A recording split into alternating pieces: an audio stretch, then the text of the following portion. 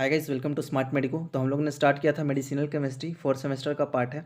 और हमने previous 3 lecture cover कर लिया, जिसका इंट्रोडक्शन हमने कवर किया, हिस्ट्री और फिजिकोकेमिकल प्रॉपर्टी हमने स्टार्ट करा था, जिसमें हमने पार्टीशन कोफिशिएंट और हाइड्रोजन बॉन्डिंग का बस ओवरव्यू देखा है। तो आज हम लोग स्टार्ट करने वाले हैं हाइड्रोजन बॉन्डिंग से प्रोटीन बाइंडिंग चिलेशन। ठीक है, बहुत ही डिटेल लेक्चर करेंगे, तो आप लास्ट तक जरूर से बने रहें। तो चलिए स्टार्ट करते हैं अपना हाइड्रोजन बॉन्डिंग। तो सबसे पहले हम लोग जानते हैं कि हाइड्रोजन बॉन्डिंग आखिर होता क्या है। तो आप सभी जानते हैं, जब इलेक्ट्रोनेगेटिव एटम जैसे कि फ्लोरीन हो गया, ऑक्सीजन हो गया, नाइट्रोजन हो गया, ये कौन सा एटम माना जाता है? ये इलेक्ट्रोनेगेटिव एटम माने जाते हैं। कैसे एटम है ये? Electronegative atom means fluorine, oxygen, nitrogen अगर हाइड्रोजन के साथ कंबाइन करेगा तो क्या बनाएगा? हाइड्रोजन बॉन्डिंग का फॉर्मेशन करेगा। ठीक है, कैसे करेगा? तो आप देखो यहाँ पे क्लियरली है। अगर कहीं पे फ्लोरीन है, ठीक है, मान लेते हैं ये फ्लोरीन आ गया और यहाँ पे हाइड्रोजन आ गया, एक बॉन्ड बन गया। ठीक है, अगर यहाँ पे इलेक्ट्रोनेगेटिव एटम मेरा फ्लोरीन है और हाइड्रोजन है, तो क्या होता है कि जो पार्शियल जो यहाँ पे रहेगा, इलेक्ट्रोनेगेटिव होने के कारण फ्लोरीन क्या करेगा, इसका इलेक्ट्रॉन ले लेता है। इसका इलेक्ट्रॉन ले लेता है, तो यहाँ पे इलेक्ट्रॉन अगर लेगा तो इसके पास कैसा चार्ज आएगा? Partial negative charge. अगर इसका इलेक्ट्रॉन लेगा तो कैसा चार्ज आएगा? इसका पार्शियल पॉजिटिव चार्ज। तो इसके बीच एक बॉन्ड का फॉर्मेशन होता है, जिसको हम लोग, बहुत वीक बॉन्ड होता है जनरली हाइड्रोजन बॉन्डिंग, तो इसी को हम लोग हाइड्रोजन बॉन्डिंग फोर्स कहते हैं। ठीक है, इसको हम लोग क्या कहेंगे? हाइड्रोजन बॉन्डिंग फोर्स कहेंगे। अब हम लोग बात करते हैं कि हाइड्रोजन बॉन्डिंग फोर्स जो है वो क्यों बनता है, मतलब इसका क्या ज़रूरत पड़ा। तो आप देखे होगे कभी दो आइस को अगर आप चिपका रहे होते, अगर आप दो आइस को आपस में चिपकाओगे तो क्या होगा? आपस में चिपक जाता है, बहुत एनर्जी लगाने के बाद ये आपस में हटता है, एक दूसरे से अलग होता है। तो जनरली क्या होता है ना, इसके बीच में हाइड्रोजन बॉन्ड का फॉर्मेशन हो जाता है। ठीक, हाइड्रोजन बॉन्ड का फॉर्मेशन हो जाता है। ये वीक अट्रैक्टिव फोर्स है। इसको अब हाइड्रोजन बॉन्ड का भी दो टाइप होते हैं, एक होता है इंटरमॉलिकुलर हाइड्रोजन बॉन्डिंग, एक होता है इंट्रामॉलिकुलर हाइड्रोजन बॉन्डिंग। तो बहुत ध्यान समझिएगा इंटरमॉलिकुलर और इंट्रामॉलिकुलर को।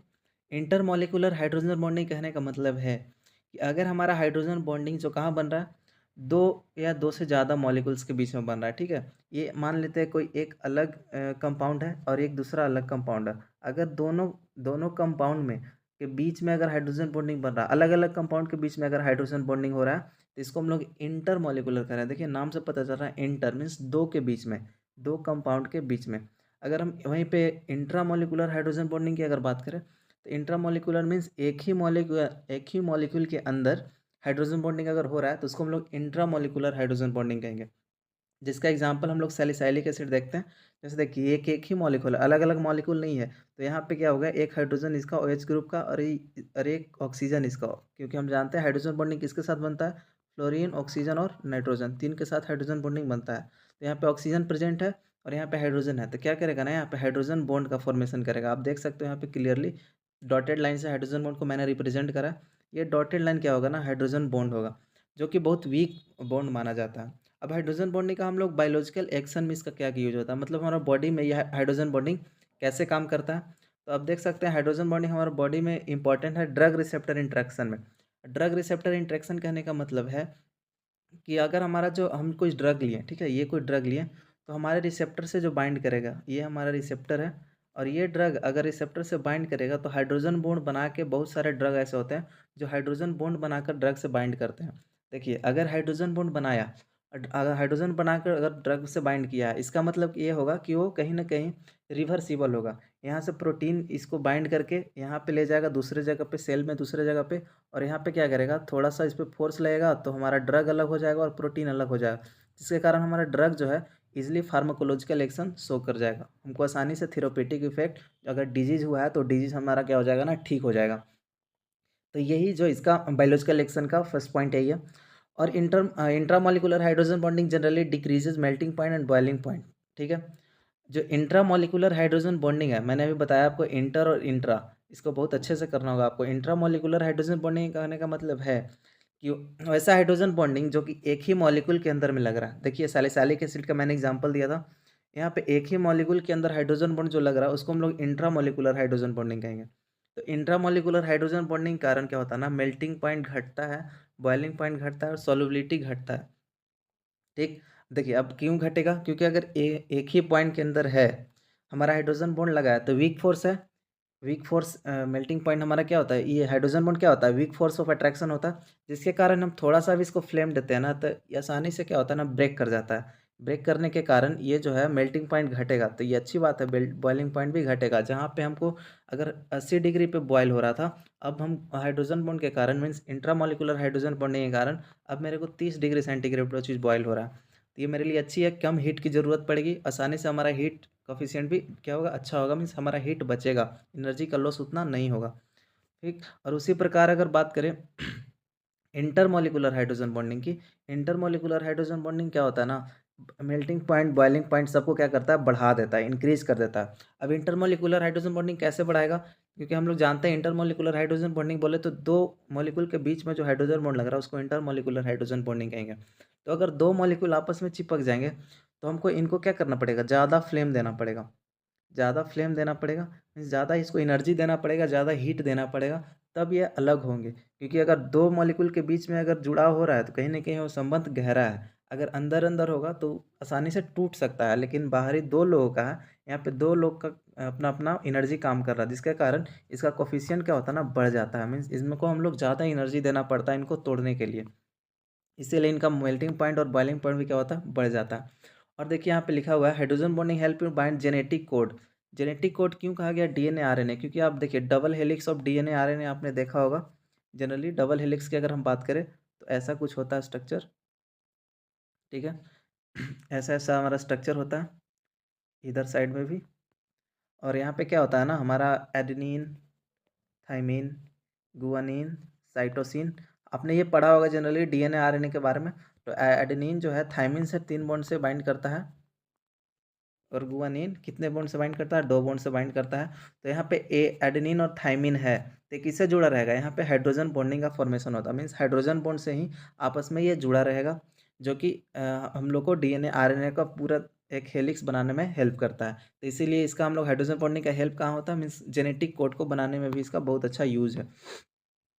तो अब हम लोग बात करते हैं प्रोटीन बाइंडिंग के बारे में। तो अब नाम से पता चल रहा है प्रोटीन बाइंडिंग होता क्या है। देखिए प्रोटीन बाइंडिंग कहने का मतलब कहीं ना कहीं हम जो ड्रग ले रहे हैं, ये जो ड्रग ले रहे हैं वो किससे बाइंड कर रहा है, एक प्रोटीन से बाइंड कर रहा है, ठीक है। एक प्रोटीन से बाइंड कर रहा है, तो अगर प्रोटीन से बाइंड कर, इसको हम लोग प्रोटीन बाइंडिंग कह दिए। और प्रोटीन बाइंडिंग को हम लोग डिफाइन कैसे करेंगे, the phenomenon of complex formation of drug, complex formation of drug with protein is called protein binding of drug. देखिए कॉम्प्लेक्स फॉर्मेशन हमने क्यों कहा, क्योंकि अगर हमारा ड्रग, ये देखिए ड्रग है और हमारा ये प्रोटीन है, ये ड्रग और ये प्रोटीन अगर आपस में मिलेगा तो क्या बनाएगा, ड्रग प्रोटीन कॉम्प्लेक्स बनाएगा। कॉम्प्लेक्स कहने का मतलब होता है कि एक अलग सा उसका कन्फर्मेशन चेंज हो जाएगा, ठीक है।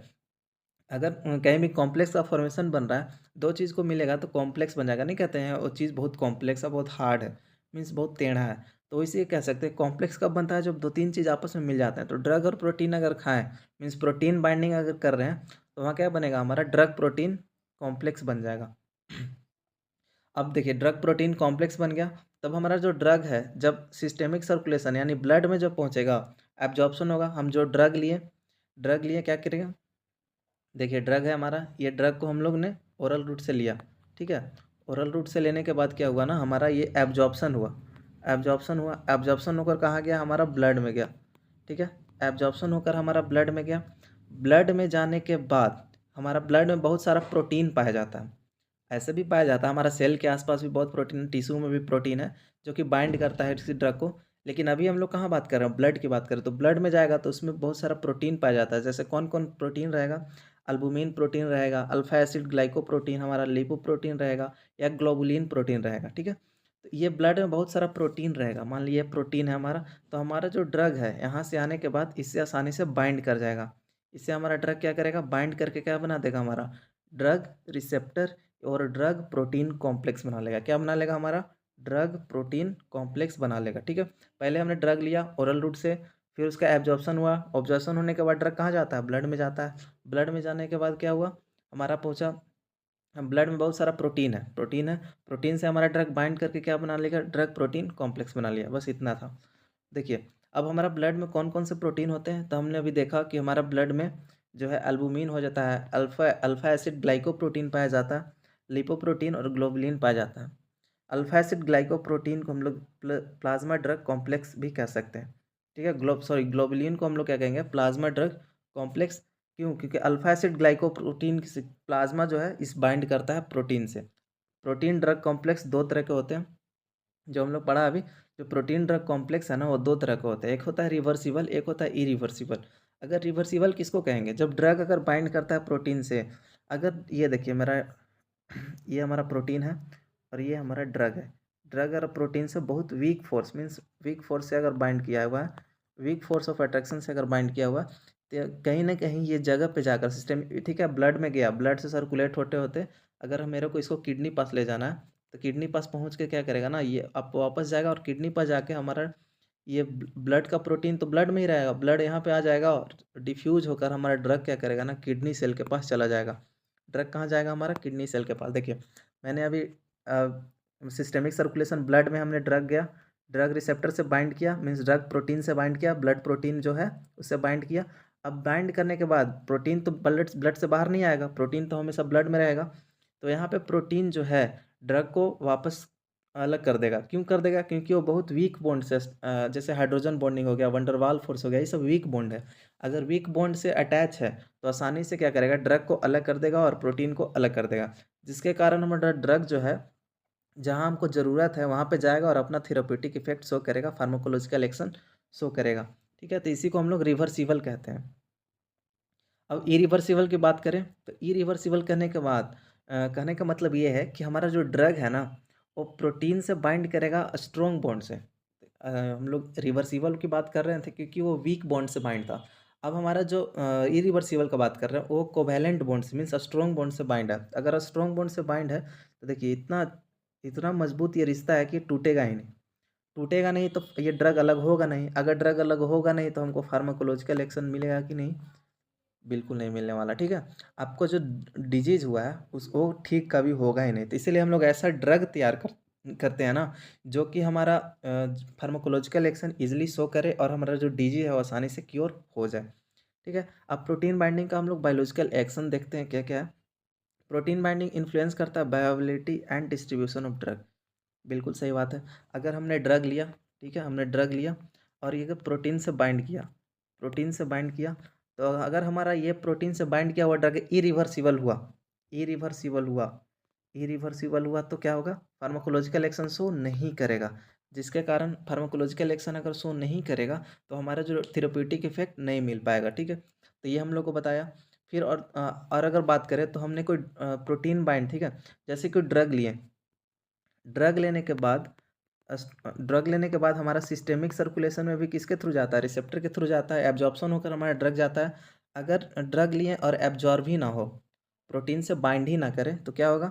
हमारा बायोअवेलेबिलिटी क्या होगा? घट जाएगा। बायोअवेलेबिलिटी क्या होता है? जो हम कितना ड्रग लिए, अगर हम 100 mg ड्रग लिए और हमारा 80 mg हमारा ब्लड में गया, तो हमारा जो बायोअवेलेबिलिटी होगा 80% होगा, क्योंकि 80 mg जो है हमारा सिस्टेमिक सर्कुलेशन में गया। ये ओवरव्यू है जनरली कि 100 mg अगर ड्रग लिया, कितना खाएं और हमारे ड्रग में कितना गया, तो उसको हम लोग बायोअवेलेबिलिटी कहते हैं। ठीक है, तो इसी को हम लोग क्या कहेंगे ना, बायोअवेलेबिलिटी कहेंगे। तो कितना डिस्ट्रीब्यूशन ऑफ ड्रग में हम लोग को इन्फ्लुएंस करता है, क्योंकि जाकर ज़्यादा, जितना जल्दी डिस्ट्रीब्यूशन कैसे होगा? अगर बायोअवेलेबिलिटी के थ्रू, ठीक है, ब्लड में गया, प्लाज्मा प्रोटीन से बाइंड किया, अगर इरिवर्सिबल हुआ तो ड्रग का डिस्ट्रीब्यूशन ही नहीं हो पाएगा। नहीं हो पाएगा तो हम लोग को फार्माकोलॉजिकल एक्शन शो नहीं होगा। अब वहीं पे अगर medicine medicine with high protein binding, वैसा मेडिसिन जिसका प्रोटीन बाइंडिंग बहुत ज़्यादा है, binding level have a longer half life, उसका हाफ लाइफ ज़्यादा होता है, तो इसीलिए हमारा ड्रग जो है ना लंबा एक्टिविटी शो करता है। देखिए ये कोई मेडिसिन है हमारा, प्रोटीन से बाइंड किया हुआ बहुत लंबे समय तक। ठीक है, तो क्या करेगा ना, इसका कुछ कुछ मॉलिक्यूल्स, बहुत सारे एंजाइम हमारे बॉडी में पाए जाते हैं, तो इसका क्या होगा, छोटा छोटा मॉलिक्यूल्स जो है, छोटा छोटा मॉलिक्यूल्स यहाँ से टूटेगा, धीरे धीरे टूटते जाएगा और क्या करेगा, इसका एक्शन लंबे समय तक होगा। एक ड्रग जो रहेगा आसानी से ड्रग गया, एब्जॉर्ब हो गया, जल्दी से एब्जॉर्ब हो गया, जल्दी से अपने जगह पे चला गया, वो अपना थेरापेटिक इफेक्ट दे दिया। और एक ड्रग ऐसा होता है जो उसको अगर प्रोटीन से बाइंड नहीं कर रहा है, मीन्स प्रोटीन से बाइंड कर गया है बहुत अच्छी तरह से, उसको छोड़ नहीं रहा, तो क्या होगा, ड्रग यहाँ से थोड़ा थोड़ा थोड़ा करके डिग्रेड होगा, यहाँ से निकलेगा ड्रग थोड़ा थोड़ा करके, और थोड़ा थोड़ा करके अगर ड्रग निकलेगा तो अपना फार्माकोलॉजिकल एक्शन लंबे समय तक शो करेगा। मीन्स हमारा बीमारी जो है वो ठीक तो होगा, लेकिन बहुत उसको टाइम लगेगा ठीक होने में। तो एल्बुमिन जो अकाउंट करता है half of all blood proteins, जितने ब्लड प्रोटीन होते हैं उसमें एल्बुमिन लगभग आधे पर 50% एल्बुमिन ही रहता है। ये मोस्ट इंपॉर्टेंट प्रोटीन है जो कि ड्रग बाइंडिंग में हेल्प करता है, किसी ड्रग को इजीली बाइंड करता है, आसानी से बाइंड करता है एल्बुमिन। तो ये था हमारा प्रोटीन बाइंडिंग। अब हम लोग बात करते हैं चिलेशन। चिलेशन क्या होता है हमारा? चिलेट, देखिए नाम से पता चल रहा है चिलेट्स। चिलेट्स ये जो है ना एक अलग टाइप का इस कॉम्प्लेक्सेशन का एक पार्ट है। चिलेट एक स्पेशल टाइप का कॉम्प्लेक्स फॉर्मेशन है जिसमें कि मेटल आयन हो गया, ठीक है, मेटल आयन जैसे कोबाल्ट हो गया, ये सब कोई मेटल आयन हो गया। ये बॉन्ड बॉन्ड बॉन्ड बनाता है किससे? दो या दो से ज़्यादा डोनर ग्रुप से, लिगेंड जिसको कहते हैं। अगर जो कॉम्प्लेक्सेशन में आपने पढ़ा होगा CO अगर NH3 का होल 6, इसको हम लोग क्या कहते थे? सेंट्रल मेटल एटम कहते थे। और इसको NH3 को हम लोग क्या कहते थे? लिगेंड कहते थे, ठीक है। इसको हम लोग CO को हम लोग सेंट्रल मेटल एटम और NH3 को हम लोग लिगेंड कहते थे। बस वही है यहाँ पे भी, चिलेशन में भी हम लोग वही पढ़ने वाले हैं कि स्पेशल टाइप का कॉम्प्लेक्स फॉर्मेशन है जिसमें मेटल आयन जो है किससे बॉन्ड बनाएगा? डोनर ग्रुप से, लिगेंड के डोनर ग्रुप से। डोनर ग्रुप मतलब जो कि उसको इलेक्ट्रॉन क्या करेगा ना, इलेक्ट्रॉन जो डोनेट करे उसको डोनर ग्रुप का। बॉन्ड में भी कैसा बॉन्ड हो सकता है? आयनिक बॉन्ड हो सकता है, कोवैलेंट हो सकता है और कोऑर्डिनेट बॉन्ड होता है। कोऑर्डिनेट बॉन्ड आपको पता है, ऐसे और एक इलेक्ट्रॉन जो अपना देगा दूसरे को तो उसको हम लोग कोऑर्डिनेट बॉन्ड कहते हैं। देखिए अगर लिगेंड, चिलेशन तो आप समझ गए क्या होता है। चिलेशन किस, अगर डिफाइन करना है तो चिलेशन को कैसे डिफाइन करेंगे? चिलेशन स्पेशल टाइप का कॉम्प्लेक्स फॉर्मेशन है इन जिसमें कि मेटल आयन जो है दो या दो से ज़्यादा डोनर ग्रुप से बाइंड रहे, ठीक है। दो या अगर कोबाल्ट है तो इसको दो डोनर ग्रुप होना चाहिए या तीन या चार होना चाहिए, एक डोनर ग्रुप इसमें नहीं होगा, एक डोनर ग्रुप इसमें नहीं होगा, इसको हम लोग चिलेशन नहीं कहेंगे। अगर एक डोनर ग्रुप है तो उसको चिलेशन नहीं कहेंगे। बाकी अगर दो या दो से ज़्यादा डोनर ग्रुप है से बाइंड है हमारा सेंट्रल मेटल एटम तो उसको हम लोग चिलेशन कह देते हैं। और बॉन्ड किससे बॉन्ड जो बनेगा? आयनिक बॉन्ड, कोवैलेंट बॉन्ड और कोऑर्डिनेट बॉन्ड उसमें हो सकता है, ठीक है। अगर देखिए अगर लिगेंड जो है हमारा, जो हमारा लिगेंड जो है उससे बाइंड जो लिगेंड है और दो डोनर ग्रुप अगर दे रहा है उसको ठीक है, दो डोनर ग्रुप अगर दे रहा है तो इसको हम लोग बाइडेंटेट कहेंगे। अगर सिंगल देता तो मोनोडेंटेट कहते हैं। लेकिन हम जानते हैं कि चिलेट्स में मोनोडेंटेट का कंसेप्ट नहीं आएगा क्योंकि इसमें मिनिमम कितने डोनर ग्रुप होने चाहिए? दो डोनर ग्रुप होने चाहिए, ठीक है। तो वही बात है यहाँ पे, लिगेंड जो है प्रोवाइड करा दो डोनर ग्रुप तब इसको हम लोग बाइडेंटेट कहेंगे। जैसे इथाइलिन डाइअमाइन इसका एग्जांपल है, देखिए यहाँ पे ध्यान से। ये इथाइलिन, इथाइलिन क्यों कहा गया? क्योंकि CH2 यहाँ पे लगा हुआ है, ब्रिज है इथाइलिन, इसको हम लोग इथाइलिन कहें। डाइअमाइन क्यों कहा गया? क्योंकि NH2 दो अमाइन लगा हुआ है इसीलिए इसको NH2 कहें, इथाइलिन डाइअमाइन। तो यहाँ पे डोनर ग्रुप कौन आपको दिख रहा है? एक N ये डोनेट करेगा, एक यहाँ से N, मतलब दो जो नाइट्रोजन है जो मैंने यहाँ पे देखिए गोल किया हुआ है, ये दो नाइट्रोजन जो है ना ये डोनेट करेगा इसको इलेक्ट्रॉन ठीक है। दो डोनर ग्रुप है तो इसीलिए हम लोग इसको क्यों क्या कहें? बाइडेंटेट कह दिए। अगर लीजन प्रोवाइड करा तो डोनर ग्रुप तो इसको हम लोग बाइडेंटेट कह देंगे इजिली, ठीक है। अगर लिगेंड जो है हमारा, हमारा जो लिगेंड है अगर दो से ज़्यादा डोनर ग्रुप कहते हैं तो उसको हम लोग पॉलीडेंटेट कहेंगे। पॉलीडेंटेट में आपको कौन कौन आ जाएगा? ट्राइडेंटेट आ जाएगा, टेट्राडेंटेट आ जाएगा, पेंटाडेंटेट आ जाएगा और हेक्साडेंटेट आ जाएगा, ठीक है। तो अगर पॉलीडेंटेट का हमको एग्जाम्पल देखना रहे तो हम लोग बहुत अच्छा देखिए यहाँ पे हमने देखा इथाइलिन डाइअमाइन। इथाइलिन डाइअमाइन देखिए दोनों का स्ट्रक्चर लगभग सेम है हमारा। Ethylene NH2 CH2 ethylene NH2 diamine. अब देखिए पॉलीडेंटेट का आपको एग्जाम्पल कहना है तो आप EDTA कह देना, ethylene diamine tetraacetate. Ethylene diamine तो सेम है, यहाँ देखिए यहाँ थे इथाइलिन डाइअमाइन सेम है मेरा, यहाँ भी इथाइलिन डाइअमाइन सेम है।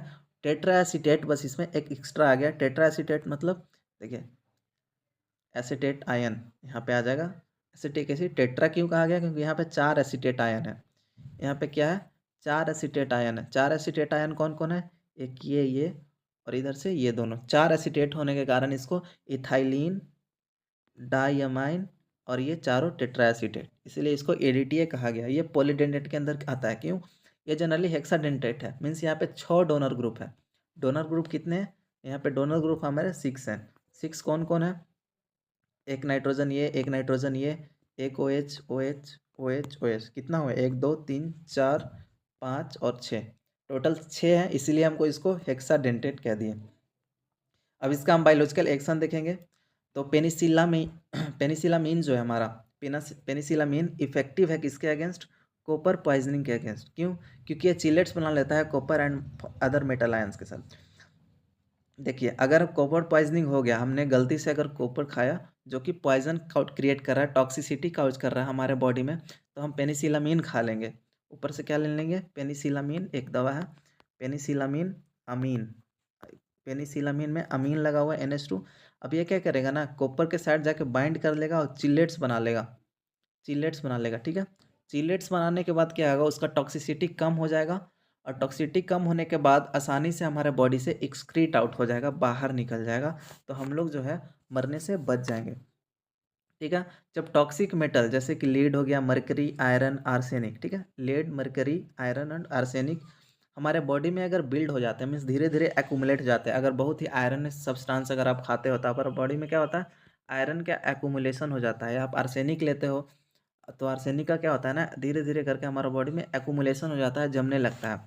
तो हम लोग क्या करेंगे ना, इससे बचने के लिए हम लोग चिलेट्स बना लेते हैं।